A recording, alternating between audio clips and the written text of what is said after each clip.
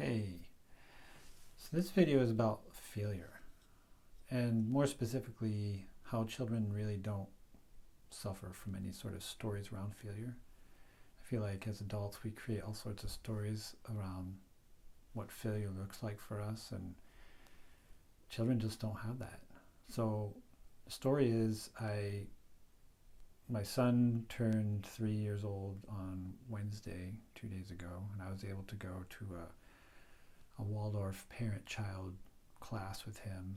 And in this class, there was several parents with their children, and one of the children's name was Margo, and she was about a year and a half old. And she was sitting in a chair, and her mother was sitting behind her, kind of paying attention to her, half paying attention to her, really, and half paying attention to another mother that she was having a conversation with.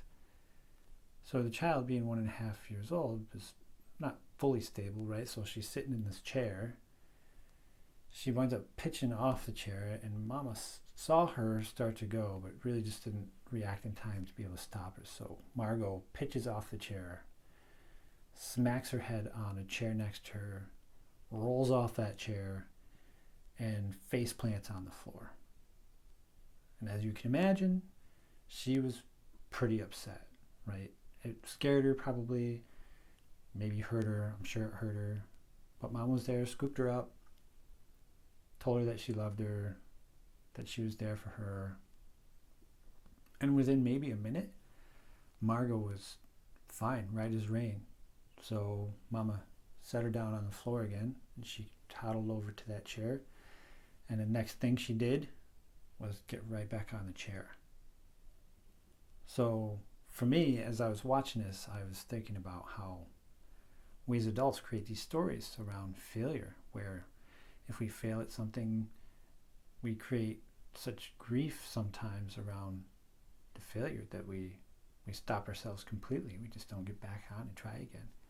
And here's this little 1.5-year-old child, and if we watch our children witness what they do, there's no failure. They just do, right? They do something, they don't quite make it, or they crash and burn like this Margo did, smacking her face on the chair and the floor. And the next thing she did was to get right back in the chair. And we can learn a lot of lessons from our children. That's what I wanted to share tonight. Failure is not so scary.